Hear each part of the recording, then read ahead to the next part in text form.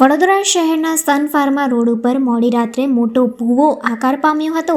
આ ભૂવો અંદરથી ખૂબ જ પહોળો છે। તેની બાજુમાંથી કોઈ મોટું વાહન પસાર થાય તો આખું વાહન અંદર ઘૂસી જાય તે પ્રકારની સ્થિતિનું નિર્માણ થયું છે। હાલ આ ભૂવાની આસપાસ બેરિકેડ મૂકવામાં આવ્યા છે।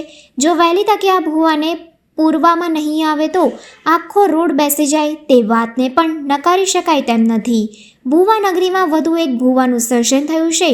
શહેરના સન ફાર્મા રોડ પર મોટો ભૂવો નિર્માણ પામ્યો છે। આની આસપાસથી જો કોઈ મોટું વાહન પસાર થાય તો આખું વાહન અંદર ઉતરી જાય તેવી પરિસ્થિતિનું નિર્માણ થયું છે।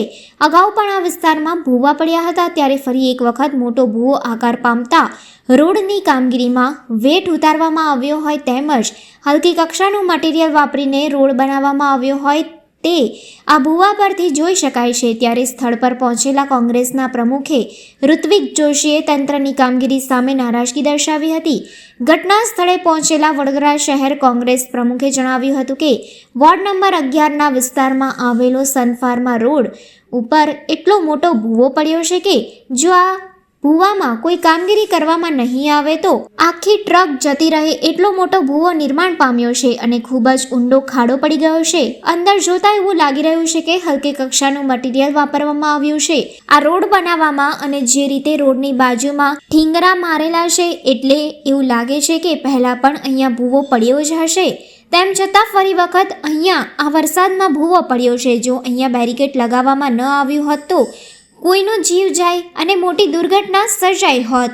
વોર્ડ નંબર 11ના વિસ્તારમાં સન ફાર્મા રોડ પર અહીંયા એટલો મોટો ભૂવો પડ્યો છે કે આ ભૂવામાં જો થોડી વાર પછી આને અહીંયા કોર્પોરેશન દ્વારા કોઈ કામગીરી કરવામાં નહીં આવે તો આ ભૂવામાં મોટી આખી ટ્રક જતી રહેશે એટલો મોટો ભૂવો પડ્યો છે અને અંદર એટલો ઊંડો ખાડો છે।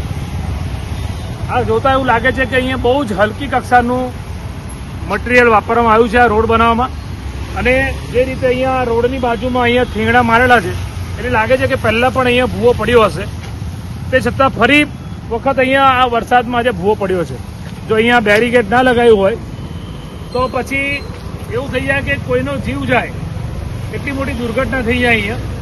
એટલે અને મારા ખ્યાલથી આ વોર્ડ નંબર 11નો જો વિસ્તાર છે તો કદાચ આ વોર્ડના જે કોર્પોરેટરો છે એમાં ડેપ્યુટી મેયર પણ એક છે। વડોદરા શહેરના ડેપ્યુટી મેયરના વોર્ડમાં આટલો મોટો ભૂવો છે એટલે આ ભ્રષ્ટાચારનો ભૂવો અને મોતનો કૂવો હોય એવું લાગે।